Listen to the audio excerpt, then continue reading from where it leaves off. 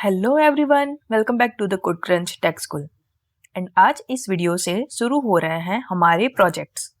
थोड़े से basic projects करेंगे एंड आगे जाके अगर आपको एडवांस प्रोजेक्ट्स चाहिए तो आप कमेंट सेक्शन में बता सकते हो, तो वो भी हम लेके आएंगे।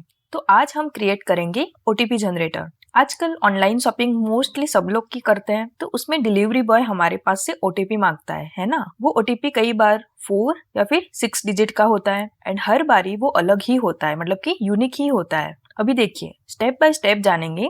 पहले प्रैक्टिकल करके देख लेंगे कि फंक्शनली वो वर्क कैसे करेगा एंड फिर हम हमारी यूआई भी क्रिएट करेंगे। तो यहाँ पे मैंने क्रिएट की है otpgenerator.js करके फाइल। ये प्रोजेक्ट्स आपको गिटहब में से भी मिल जाएंगे। यहाँ पे देखिए, प्रोजेक्ट 1 करके फोल्डर क्रिएट किया है, उसमें ये फर्स्ट हमारा प्रोजेक्ट है। गिटहब की लिंक आपको डिस्क्रिप्शन में मिल जाएगी। तो चलिए क्रिएट करते हैं। तो सबसे पहले हम एक फंक्शन बनाएंगे जो कि ओटीपी जनरेट करेगा। तो मैं यहाँ पे फंक्शन क्रिएट कर रही हूँ। फंक्शन का नाम दे देते हैं गेट ओटीपी। पैरामीटर में हम लेते हैं डिजिट। तो ये फंक्शन ने एक पैरामीटर लिया जो ओटीपी की लेंथ को स्पेसिफाई करेगा, यानी कि 4 डिजिट का चाहिए या फिर 6 डिजिट का चाहिए, वो डिजिट यहाँ से होगा। तो अभी हम बनाते हैं एक लूप जो कि जितनी हम लेंथ देंगे उतने टाइम वो चलेगा, मतलब डिजिट टाइम चलेगा। एंड हम एक वेरिएबल भी बनाएंगे जो कि है ओटीपी। तो अभी बनाते हैं एक लूप। तो यहाँ इंडेक्स की जगह पे आई कर देते हैं एंड आई हमारी लेस देन होनी चाहिए डिजिट के, सही है ना। And I plus plus. And यहाँ पे लेते हैं एक वेरिएबल ओटीपी जो कि अभी के लिए है नल। ये जो ओटीपी वेरिएबल हमने क्रिएट किया, तो जो भी रैंडम नंबर हमारा जनरेट होगा वो जनरेट होकर इस ओटीपी में ऐड कर देगा। ये कर देता है रिमूव। एंड अभी हमें क्या चाहिए कि हमें रैंडम नंबर जनरेट करना है, सही है। तो उसके लिए हम ले लेते हैं एक वेरिएबल जो कि टेस्ट इंडेक्स करके, एंड यहाँ पे ले लेते हैं हमारा मैथ डॉट रैंडम जो कि हमने ऑलरेडी पढ़ा हुआ है, तो हमें ये आता ही है। एंड मल्टीप्लाई बाय 10 करते हैं। देखिए, यहाँ पे मल्टीप्लाई बाय 10 किया है ना मैंने, उसकी जगह पे आप नंबर भी ले सकते हो। जैसे कि लेट से मैंने एक नम करके वेरिएबल लिया जिसमें मैंने 0 से लेके 9 तक की वैल्यू ऐड की कि 0 1 2 3 4 5 9 तक।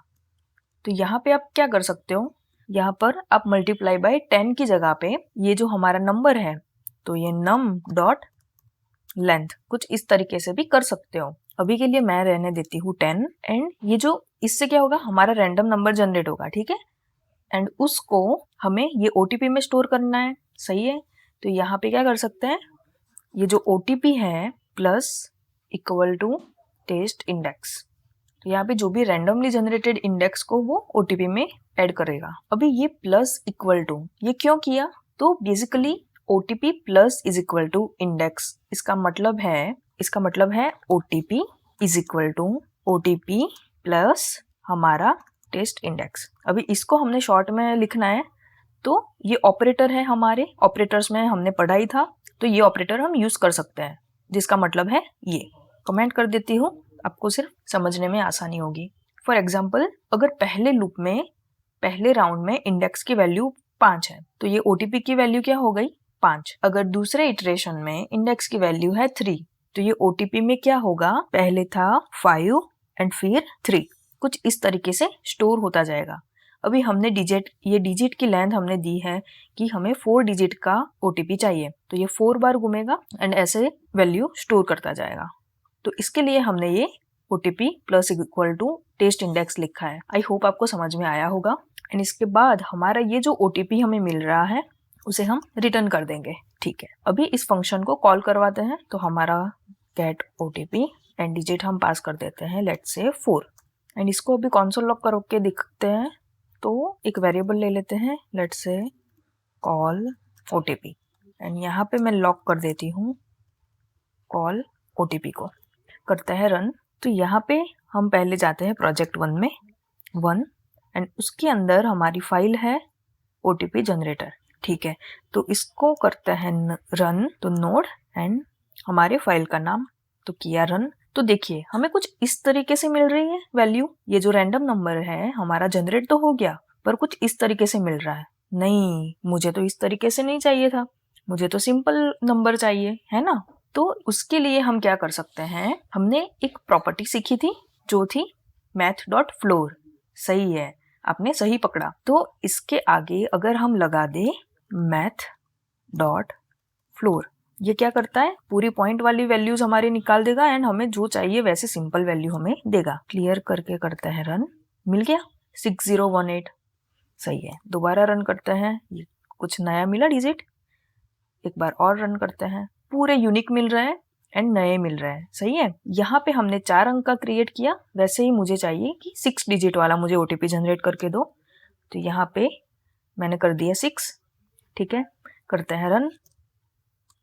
अभी मुझे 6 डिजिट वाला मिल रहा है, बढ़िया बढ़िया से वर्क कर रहा है एंड सारे OTP अलग अलग यूनिक ही जनरेट हो रहे हैं। तो ये हो गया हमारा, इतना सा लॉजिक था, तो वो लॉजिक हमने देख लिया एंड लॉक करके देखा, हाँ हमें हमारी जो वैल्यू है वो बराबर से मिल रही है। तो अभी हम चलते हैं UI की तरफ कि अगर आप इसे ब्राउजर में रन करना चाहते हो एंड कोई और इसे अगर रन करे तो वो किस तरीके से वर्क करना चाहिए। तो उसके लिए हम पहले क्रिएट कर देते हैं HTML फाइल। इसके अंदर ही मैं क्रिएट कर रही हूँ OTP generator.html। तो यहाँ पे मैंने एक बॉयलर बना के रखा है जिसमें क्या है, आइए मैं आपको दिखाती हूँ। यहाँ पे बॉडी के अंदर मैंने एक div क्लास लिया है, उसके अंदर है जनरेट OTP करके एक बटन। यहाँ पे मैंने एक h1 टैग लिया है जहाँ पे हम डिस्प्ले OTP करेंगे। यहाँ पे ये जो div टैग है उसको मैंने एक क्लास दिया है जो कि है div। बटन को ID दी हुई है यूनिक जो कि है btn और h1 को भी एक ID दी हुई है। यहाँ पे थोड़ी सी स्टाइल ऐड की है मैंने, ये भी आप चेक कर सकते हो। एंड अगर इसको हम रन करके देखें, कुछ इस तरीके से दिखेगा।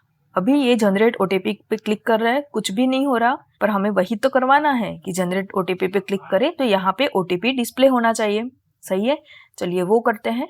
तो अभी ये जो OTP जनरेटर JS फाइल है उस पे जाके ये जो यहाँ पे कॉल हमने करवाया है ना फंक्शन, उसे मैं कर देती हूँ कमेंट एंड यहाँ पे हम एक फंक्शन क्रिएट कर देते हैं, उसका नाम दे देते हैं जनरेट एंड डिस्प्ले OTP।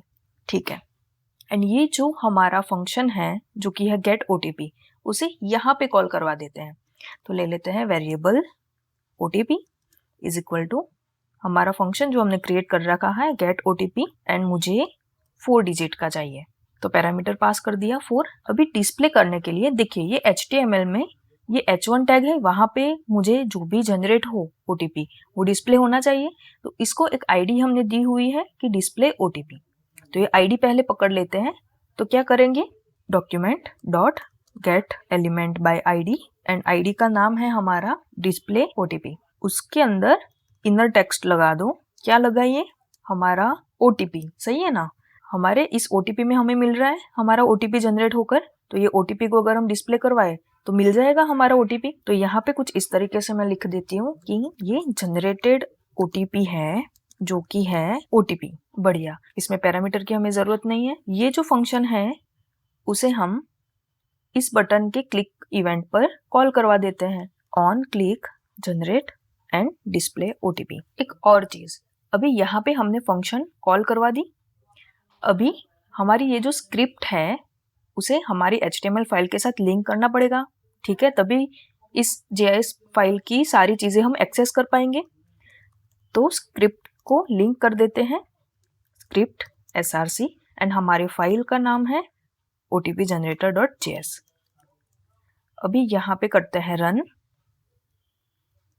ये मैंने पेज किया रिफ्रेश एंड OTP पे जनरेट OTP पे क्लिक किया बटन पे, तो ये जनरेटेड OTP 5900। एक और बार करते हैं, एक और बार करते हैं, और बार करते हैं। देखिए हर बारी हमें ये OTP नया मिल रहा है 4 डिजिट का, मुझे करना है 6 डिजिट का, तो यहाँ पे मैं कर देती हूँ 6। सेव किया, रिफ्रेश किया, ये मिल गया 1 2 3 4 5 6 अंक का हमें मिल रहा है। बढ़िया है, बस यही था हमारा स्मॉल प्रोजेक्ट। थोड़ी अगर आपको ऐसे ही प्रोजेक्ट्स, स्मॉल प्रोजेक्ट्स और जो बड़े प्रोजेक्ट्स हैं वो भी चाहिए तो आप कमेंट सेक्शन में बता सकते हो, तो हम बिल्कुल लेके आएंगे। तो मिलते हैं हमारे नेक्स्ट प्रोजेक्ट में। Till then keep watching, keep learning.